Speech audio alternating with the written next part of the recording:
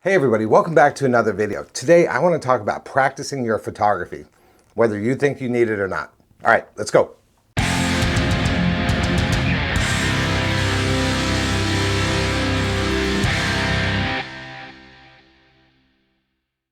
I would bet that most photographers don't practice as much as they once did, or as often as they should, as they did when they first started out in photography. But what do I mean by practice? To me, practice means going out with your camera with no particular place or image in mind, not trying to get that Instagram banger or impress somebody here on YouTube. So I mean just going out with your camera to practice a photography technique or techniques, either to learn a brand new skill or to sharpen up something you've been working on, or to keep a skill that you already have sharp. And your pushback might be, hey Paul, I already know how to take great long exposures, or I know how to bracket my shots. Okay, but my pushback on this would be airline pilots. They're continually in the simulator practicing for situations that might occur while they're in flight. Teachers are always having to recertify on different teaching strategies and techniques. Guitar players, they're constantly practicing scales and arpeggios to stay at the top of their game. Now, I get it. Photography isn't exactly a life or death situation like a pilot who's in charge of landing an airplane. But practice makes perfect. And would you want to get on an airplane with a pilot who hasn't practiced a crosswind landing in the last 20 years?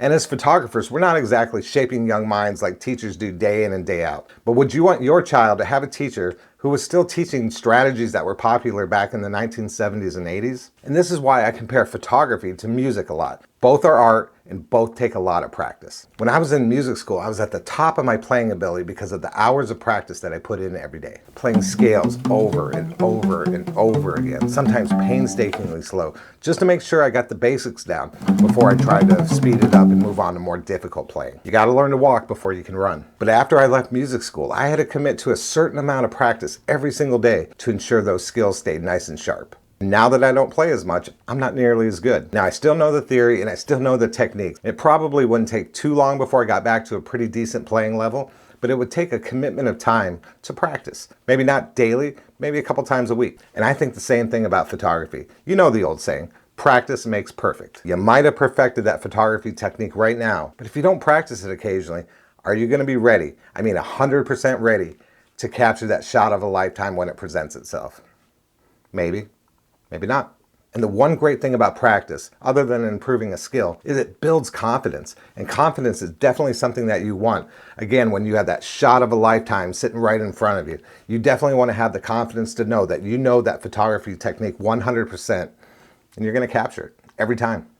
So I had the chance to photograph a location that was at the top of my photography bucket list last year on my trip to West Virginia. Photographing the Glade Creek gristmill had been a photography dream of mine for a few years. It was finally going to happen. So on my drive up to the mill that morning, I was going over and over in my head how I wanted to photograph it. I knew with the waterfall right in front of the mill that I wanted to do long exposures. And as I got closer to the mill, I started to become more and more nervous because I knew I only had that one morning to get the photograph that I wanted to get. And as I was setting up for my shot, I started feeling frantic and overwhelmed. But then I remembered, wait a minute, I practice long exposures a couple times a week, whether it's down at my pier or on the incoming surf, working with different shutter speeds, or even going down to the train tracks and photographing trains flying by at 70 miles an hour. And as soon as I remembered that, my confidence really started to build.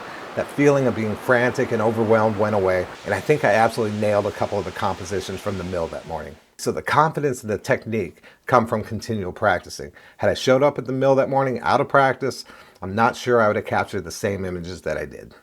So if you follow me on Instagram, you might notice that I often post photos that don't show up in my YouTube videos. I either post those on my Instagram feed or in my story. Sometimes those photos are a result of a quick trip down to my beach or a quick trip to my local woodland to do some practicing. So for every photo that you see on Instagram, there are plenty that you don't see. And why? Because they come from practice sessions. Not every photo is going to be good. Again, it's not about producing Instagram bangers or portfolio images.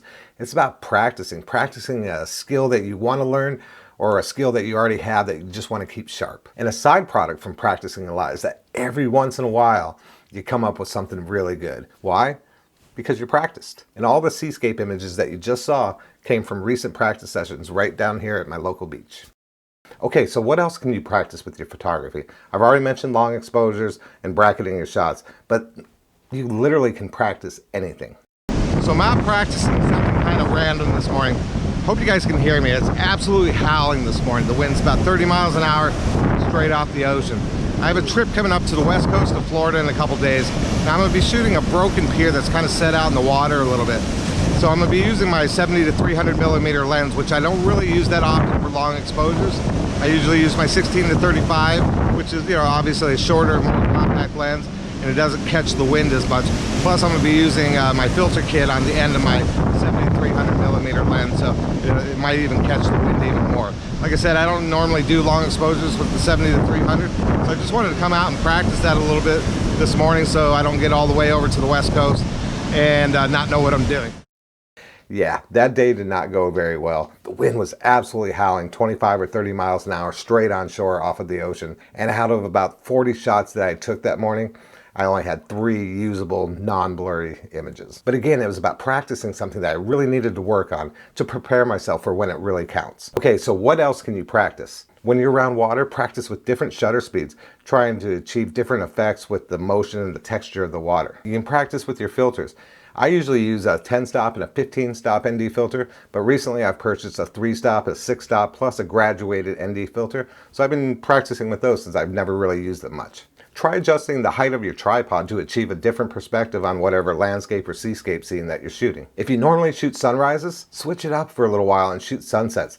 In my recent video with Jim Fisher, we shot sunset on the west coast of Florida, and I have to admit I was pretty shocked and surprised at how fast the sun went down and how fast you lose the light. And it was a great learning experience. Speaking of light, light is a little bit overrated. Light doesn't mean anything without a great composition. So go out and practice composition, practice edge control, practice eliminating things from the scene that don't add value to your photo. Just practice, practice, practice composition. I could literally go on all day, but there are so many things that you could be out there practicing. So just pick something that you want to work on, something you want to improve, or something you want to keep sharp, and just get out there and practice it. But I do want to leave you with a couple things that as a photographer I think are very important to learn. First, really learn how to work your camera in either low light or completely dark situation. Now I'm not talking about the actual making of the photo. I'm talking about learning to use all the functions of your camera, all the buttons in complete darkness. And the best thing about this kind of practice is you don't really have to leave your house. You can go into a dark room or out to your backyard, leave the patio light off and don't use a flashlight, and just really work on developing that muscle memory. And the second thing that I think is really important to practice is practicing taking photos in bad weather conditions. Really learning how to work your camera and protect your camera and achieve great results in what most people would consider adverse conditions. Now that could be the wind or the rain, extreme heat or like bone-chilling cold, heavy surf conditions. Unfortunately, not a lot of chance for snow here in Florida, but you get what I mean. Every little thing that you do with your camera is made harder by bad weather. And the wind and the rain are almost universally feared by photographers. Every little action that you have to do with your camera is just amplified by the wind and the rain. Like changing your lenses in the field. And it's definitely not recommended because it's incredibly hard to do it fast enough, especially if your hands are ice cold, and then to put yourself at an angle where you're trying to block the wind to keep the dust and sand off of your sensor. Keeping your lens clean and dry, especially if you're in a heavy rain or if you're doing seascape photography and it's windy and you're getting the sea spray. It's almost impossible sometimes, but it's a great thing to practice. Even putting filters on the front of your lens, especially when it's cold and windy, can be incredibly difficult sometimes. And the ultimate one for me is when you're doing long exposures and it's windy and you're trying to protect your camera from the wind so it doesn't cause camera shake and cause motion blur. You know, learning how to step in front of your camera off to the side, protect the wind, shield it with your body.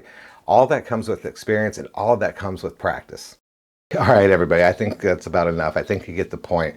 I feel like a school teacher beating your homework assignment into your head. And I'm not the best of teachers. That's why you don't see it a lot here on my channel.